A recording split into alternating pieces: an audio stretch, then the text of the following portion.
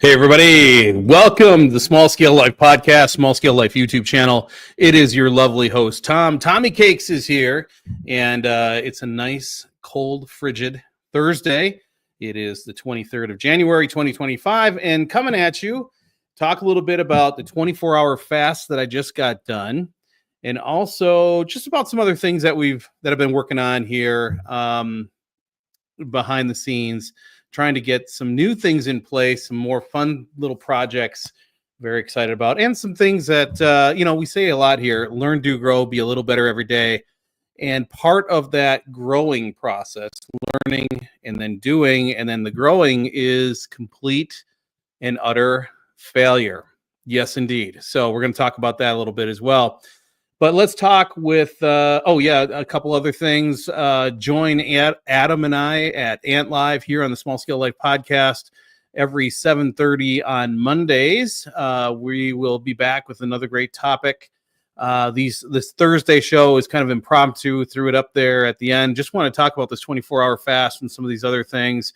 We'll see if this becomes a thing in the future. It's kind of fun to do it, though, and appreciate y'all for checking in. Make sure you check out say hello in the comments, throw questions in. We'll get to that. So where did this all come from? Why the hell was I doing a fast? Well, it's no question, 2025, new year, new start, new you, renew you, right? We did that in 2019.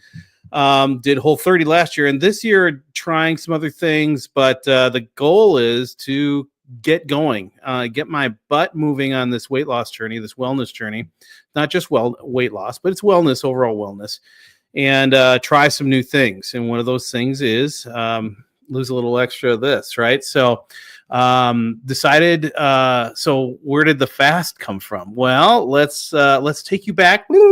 Let's take you back to Monday's show with my buddy Adam. Let's bring that back up. We're going to share the screen, and I'll take you to the exact minute where Adam started talking about a 24-hour fast. You should have trying to put out some challenges out there. Ooh. But do some sort of challenge yourself to do something that you have a good chance of failing at. Like, it's a 50-50 chance that you're going to be able to make it or not. But long story short, put yourself, whether it's a long hike, you're going to sit there and you're going to do a 15-mile hike in a day, or a 20-mile hike in a day. And just today, I'm going to do this. It's amazing when you accomplish, or you get even this close to accomplishing it, what confidence you give yourself. Mm-hmm. You don't necessarily have to win it, but you showed yourself that you can do something difficult. That's kind of why I brought up the 24-hour fast. Is a 24-hour fast, you sit there and go, I can't not eat for 24 hours. And you do it and you're like, actually kind of felt pretty good. Actually, it wasn't that bad. Weird. And then you do a 48-hour fast, or you do a 72-hour fast, and you challenge yourself to doing something. You push yourself to do something that you don't typically do. Guess what happens? You show yourself that you can do something, not Tommy Cakes didn't get the whole 30 for 30 whole days, or Adam didn't stick to his carnivore diet because, well, the cupcakes are there. There was a birthday there in the middle of it, right? Right. You're not lying to yourself. You're just kind of you're moving forward. So that's a good point. Just give yourself a little bit of a challenge there. Mm-hmm. Mental exercises. Yep, that was where it all started. So Adam, my partner in crime, he was talking about a 24-hour fast and threw it out there as kind of a challenge. And little bit later, I said, all right, I'll do it. I'll do a 24-hour fast. I had never done one before. Never, ever had done one before. So figured, why not? Julie's out of town, and why not give it a shot? Ryan was going to be in town. Julie's out of town. I'm batching it. I'm with the kiddies. I have stuff to do. I was coming back from St. Cloud. So why not do a 24-hour fast? And that is exactly what I did. So at 5 o'clock yesterday, I began the fast. And the basic rules were don't eat anything, right? Water, black coffee, tea. That's it. That's all I had for 24 hours. I had some tea last night.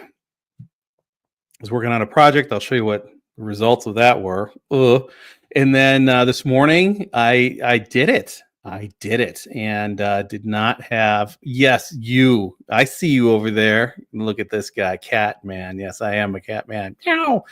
My man Adam checking in. So I blame you, sir. I blame you. So yeah, I did it. So started at 5 o'clock p.m. yesterday. I was driving back from St. Cloud, Minnesota, just kept on trucking, came back here, got busy on a project, and I was working. And about 11 o'clock last night, I was starting to feel hungry, and I actually had a headache. I was like, what is this? I had a headache over my left eye, and maybe it's just because it was getting late and I was tired. I'm not sure.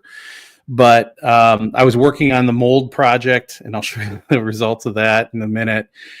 And I was like, okay, I've never done this before, so I probably should look up at what were the side effects or something like this. So just looking around, it looks like, headache is one of those side effects. You can have a headache as you're, kind of detoxing. You're not eating, so you're hungry, of course, and you can feel really tired or irritable. Imagine that you don't have it, that your sugar is crashing, so you get really irritable. Think of the Snickers bar commercials, right?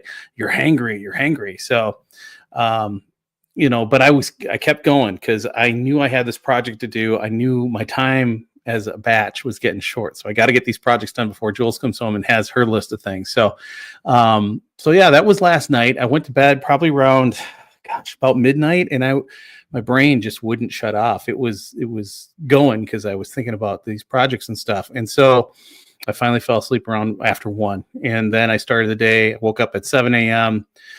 I was feeling pretty good, feeling okay.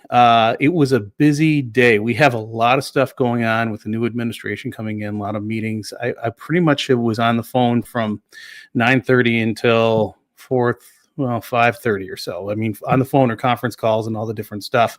I noticed, I took some aspirin in the morning, but I noticed around 12:30, again, I was hungry. That headache kicked in again. And I think I just had some coffee in the morning, no creamer, but, that's not my usual. I usually have more coffee than that. So I think it was just not having that constant drip of coffee or that dose of caffeine. It wasn't as high. So of course you're going to have a headache from that. I've done this before where I cut caffeine and it's like, feels like I get hit by a truck, so that pretty much lasted all afternoon as the headache. And then finally got done with calls and everything around 4:30, almost 5.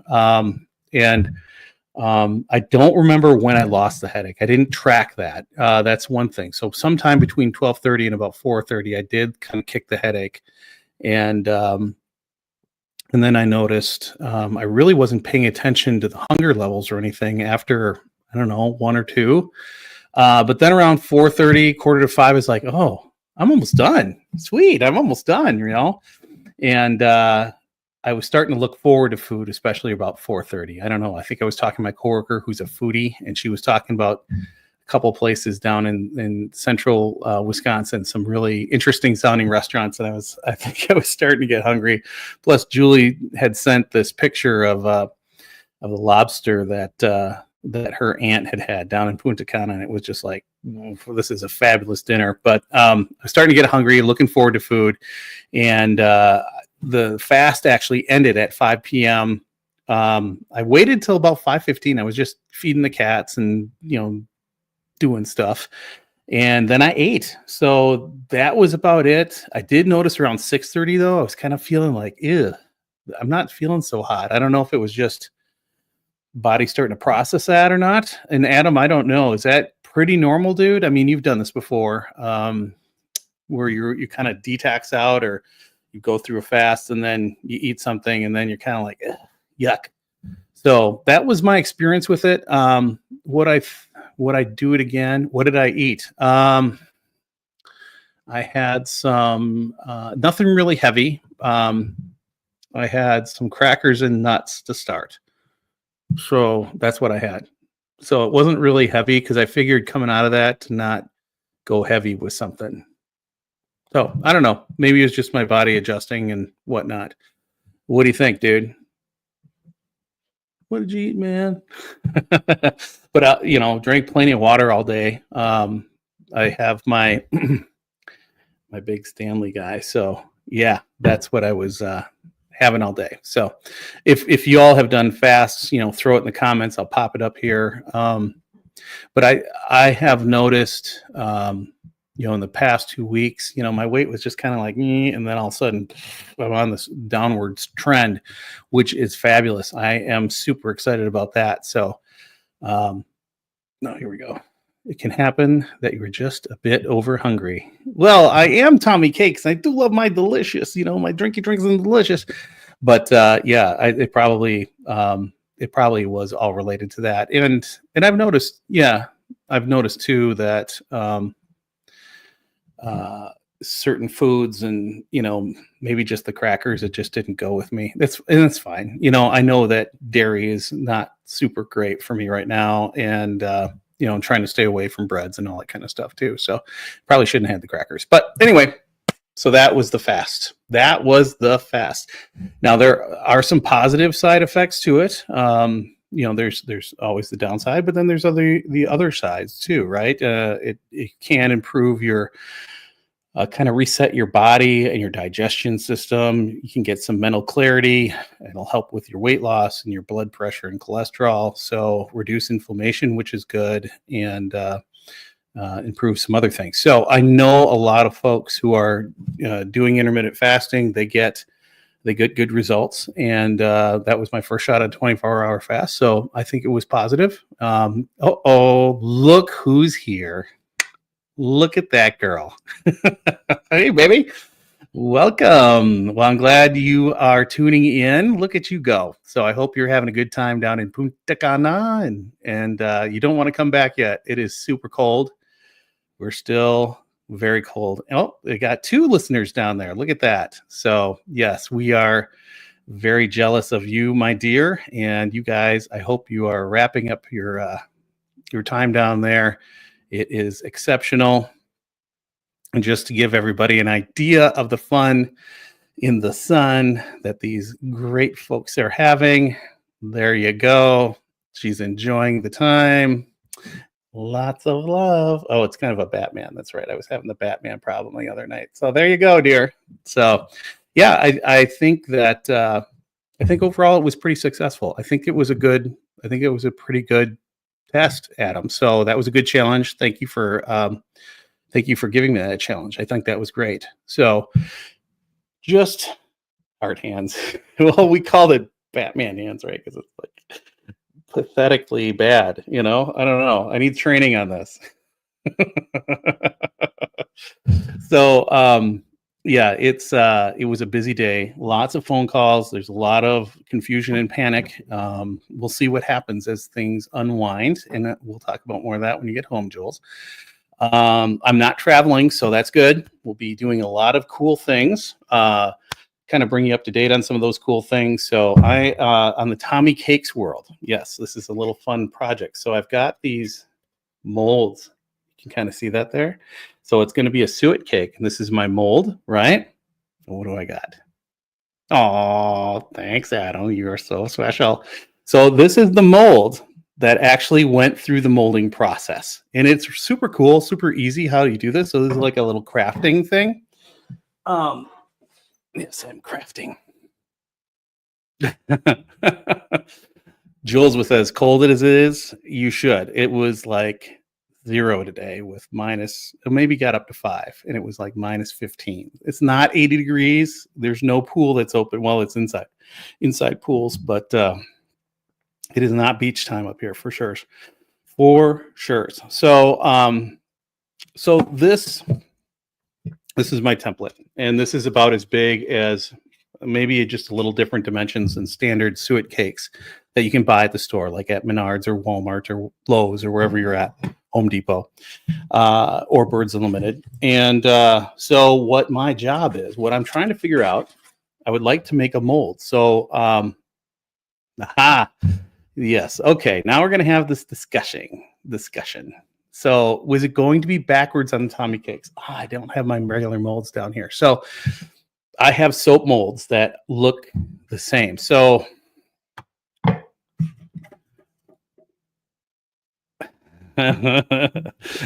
hush, you hush. I see that.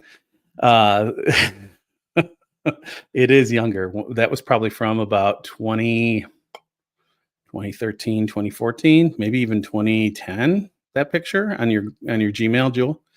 So anyway, so what I was looking at my soap molds, and they are the same. Where I don't know, you can't really see it here, but when it molds,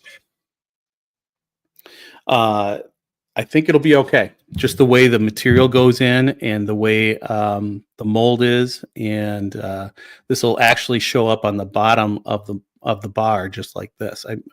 It'll make the negative. Here, I'll just take this. It'll make the negative inside the mold. And so this didn't turn out right. It's going to work. It's going to work. I'm pretty sure. So anyway, I had the mold. I have the box. So the way you do this is you build a little box around your mold, and then you mix the silicone together, just like you would in an epoxy. So you put the two chemicals together, mix them up, pour it into the box, and then this thing sets up in like 15 minutes. It sets. Now, there is one little step that Tommy Cakes missed. Okay, I made a mistake. This is why we say learn, do, grow, be a little bit every day. So Tommy did some learning, and then doing, and then he definitely grew, because what I didn't do is, so this box, as you can see, is not glued to the bottom of the mold. So what happens when you put a liquid around a solid that isn't connected to the overall body?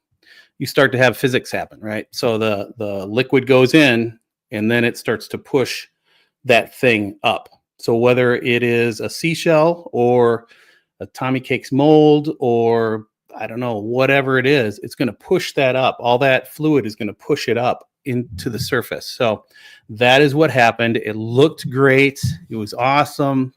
Going along, made a sweet mold. I mean, theoretically, it should look like this, and on the inside there should be a nice cavity back here that you just pour the stuff in and then put it in the freezer, and it solidifies and good. But since it floated to the surface, there wasn't any, it didn't get thick enough up there. So all the thickness is down on the bottom and not on the top. So this is the top. This should be the bottom. So darn it. So I'm going to have to try it again. It happens. Does that make sense? Does that make sense what I'm doing? As far as the lettering backwards, I look at all my molds that I have that are bars of soap, and they're just like this, and they turn out just fine. The actual mold itself is the negative. Okay, so I think I'll be okay. We'll try it out. What the hell, right? What else are we going to do? We're going to learning, doing, growing, being a little better every day. That's what we do around here. So, what else is happening? We did have a little problem. So, yes, practice makes perfect. Thank you. So this is our bird feeder, or bird bath that we've been using, right? And the birds actually love it. They've been liking it in the cold weather. Yeah, and Jules is probably going, oh God, he's going into it to talk about his birds. Hold on a second. Going back. So anyway, we have this thing. Had a lot of birds coming into this, even with the very cold. I mean, I watch the deer and I watch squirrels. They're drinking out of the cold plunge tank that's right over here. I've got a heater in it. It's not frozen. I watched a squirrel climb down the side. Yes, she is used to it. Absolutely love. So Jules got this for my birthday and got it at the local Ace Hardware, and it's a heated watering dish, right? It's got a heating element, and it was working great. The birds would perch on the side, they would drink. They're not swimming in it, of course, because if they did, they turn into a bird popsicle out there. So we were getting blue jays, finches, cardinals. Everybody was coming in to drink. Not so much the woodpeckers that I saw. But then we did some little things in our living. We moved some things around in our living room and put a coffee bar out in our living room. And there just was too much load with 2 heaters and a coffee maker on it. So it popped. This froze. And so unfortunately we have a crack after it froze. So I've got to take this back and get one. But yes, the birds, everybody's been drinking. We've been having 5 or 6 deer come out nightly to my cold plunge tank. I'm not going in there right now. We talked about this on Monday. It is so cold right now. I would turn into a popsicle, and I kind of don't want to be a popsicle right now. And I mean, it's deadly cold. So no cold plunges yet. We'll wait till it heats up a little bit, but then we'll get back into it. Okay. So soon. Now, Adam, he's got his greenhouse, and he's been going in his greenhouse. Adam, did you go in your cold plunge today? Let me know. That is one good use of a cold plunge tank for sure. We've had a lot of activity inside or outside at the bird feeders. Everybody's coming in. With it being so cold, we have this little hairy woodpecker has been coming in quite a bit. This is my homemade suet feeder right here. Just took a log and drilled some holes in it. It works great. And so we're just going to do a little parade of birds here. Whoops. What happened? I think I just did something and stopped my cam. Here we go. Let's get this down the other day. Oh, that's our little guy again. Let me close some screens here because the software is picking those up. So we've been having a lot of woodpeckers coming in. Some of our favorites. I'm learning the software. There's some ability to put on some different things. Oops. Why is that not coming up? There we go. Nope, I've seen that one already. Sorry. Not very exciting here. Here's a fun one. Jules will like this guy. This is our little dark-eyed juncos. And so they're fun. They're down from Canada and far up north. They come down here during the winter because I guess it's warmer or something. But you can see they're like little penguins, and they make the cool little noises, and they just bop around the ground. They usually are ground feeders. So the fact that they're coming in and eating at our homemade suet feeder is pretty cool. So let's see what else we've had some regulars coming in. Let's see. Here it is. Here we go. We've had some regulars coming in. Here we go. Here's the star of the show.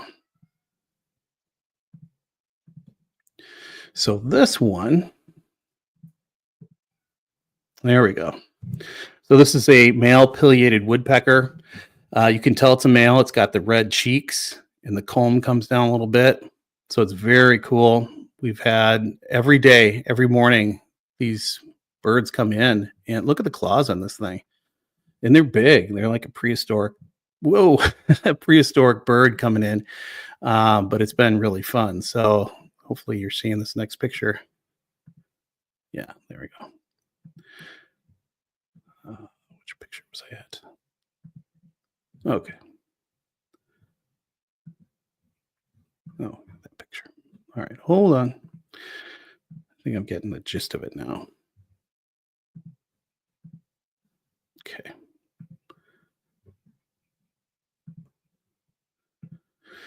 Now, oops. Let's do this. Other friends we've had coming in. I do love the pileated. They're such cool birds. Here we go. Bring up this. This is our friend Sam. He's a naughty little squirrel. So this was my first batch of Tommy Cakes right here. with the spicy Tommy Cakes. So this was, it's got capsaicin in it, and I put it out there, and he was the first one in.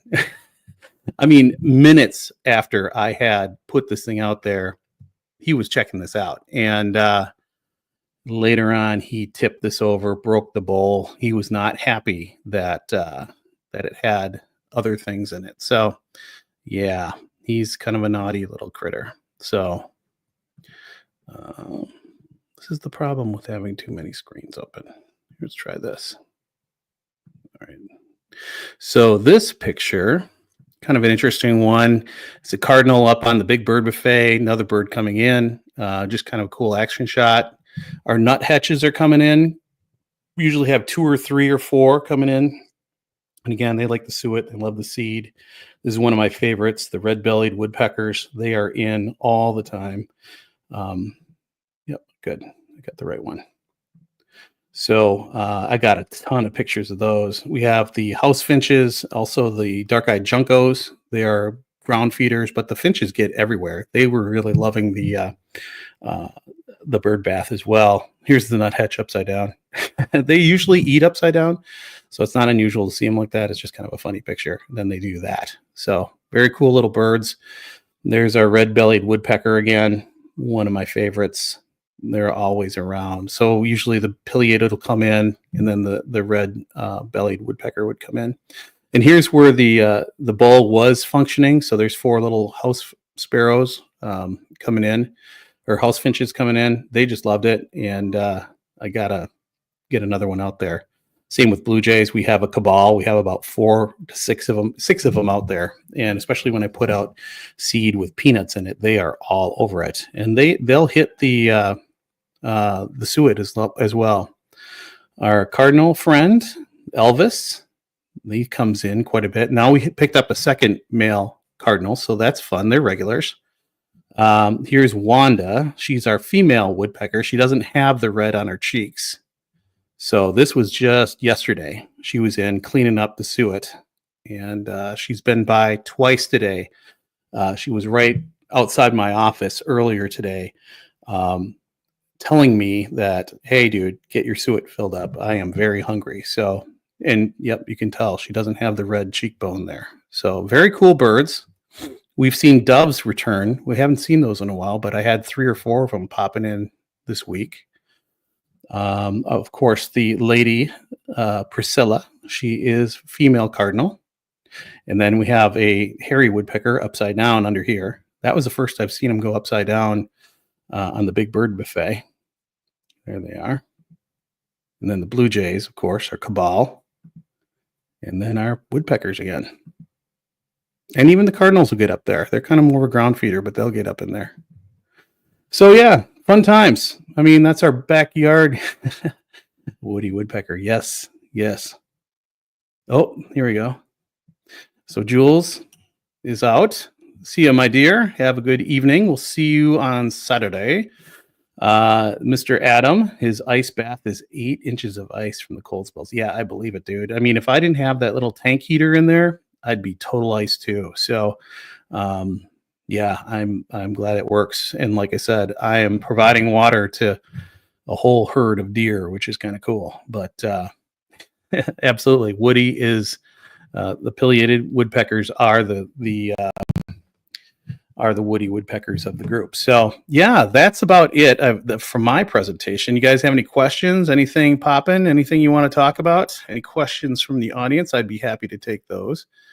Let's close out that. We'll open up the floor for a little bit here. So yeah, I mean, what else can I talk about? Some things that we were talking about on Monday that we've been working on here. Why not? Why not show that stuff? Here we go. Here we go. So one of the things I made this weekend were heart-shaped suet cakes. So these are pretty cool. And I drilled a hole in the middle here and strung ribbon around those so they can hang by themselves. They don't need to go in a suet feeder cage because they have the standard cages that Suet cakes could go into, but these have a ribbon on them, so you could hang them from a branch or from a hook. And then I was also working on salsa and sauce. I took all my tomatoes and did all the tomatoes. I had them frozen. I had processed them, and they were sitting in my freezer, and it was time. So I've started processing those, and it was a whole day. It's about 3.5 gallons of sauce, of tomato sauce or pulp and sauce. So I'm ready to make salsa and tomato sauce, and I'll jump on that here when I'm done with this podcast or this video. This is all my stuff I've been doing while Jules has been away. What else have I been doing? Oh yeah, this was kind of annoying. So I had to break out the old Sauce Boss, the old Sauce Master. I had a piece for the KitchenAid, and apparently for the KitchenAid Sauce Master, you needed 2 pieces, and I only had 1 piece. I figured the meat grinder piece would fit into that, and I had 2 of those, but apparently you need a special, the hopper and the grinder piece here, you need a special one of those on KitchenAid. How frustrating. It was super frustrating, and I've ordered those up. They should be here shortly, but it was just a little annoying. But yeah, it's been a good week. Oh yeah, this is another thing I did. Oops, that's a video. Made kombucha. So I've got a batch of kombucha brewing, and did some other little odds and ends repairs. It's been a productive week. Not that I'm not productive when Jules is here, but it's been a productive week overall. So yeah, plus we did a show with Adam. Lots of work stuff. Work has been busy. Like I said, lots of things are happening with the new administration and trying to understand what all that is all about. Man, does it not seem like the TikTok 12-hour ban was a lifetime ago? It seems like we've accelerated from here to there. So that seems like a lifetime ago. So I don't know. Who knows? Seeing no more questions from the audience or any questions from the audience. I really appreciate you all being here tonight. I'm not going to keep you all. There's plenty to do. But thank you for tuning in. Remember to learn, do, grow, be a little better every day. This is Tom from Small Scale Life. Check us out, Ant Live on Mondays at 7:30 p.m. right here on the Small Scale Life YouTube channel. Check out smallscalelife.com. The website has a lot of stuff on it, stuff and things. Also, check out Adam at modernfrontier.com. He's got his grass-fed beef and chicken and pork, and it's delicious. Love it. He does a really good job. And then also Jules at willowriveryoga.com. That's her Willow River yoga site, and you can check out her stuff there. Yes. And if you, that reminds me. So she's got all of her yoga events and things there. Also the shop, the 533 studio with some sprays and stuff there. And then my buddy Adam says, looking forward to talking again on Monday. Yes, it is a pleasure, my friend. You're good. We love it. It's a lot of fun, and we have some laughs and talk about some serious stuff too. So, all right, everybody. Well, I'll let you go. I have drawn it out. Oh, one more thing there, guy. Notice I called it one more thing, Adam. That came directly from a conversation we were having on a podcast just recently. So I got to call it one more thing because there's always one more thing. And it's a Minnesota, Wisconsin, Midwest goodbye to stretch that out. So I do that a lot. So everybody have a great one. Have a great weekend if we don't see you. If you have a topic for Ant Live, throw it in the comments or DM us, send us a message. realsmallscalelife@gmail.com, and we will cover it. So, all right, everybody, take care. We'll see you real soon. Here we go.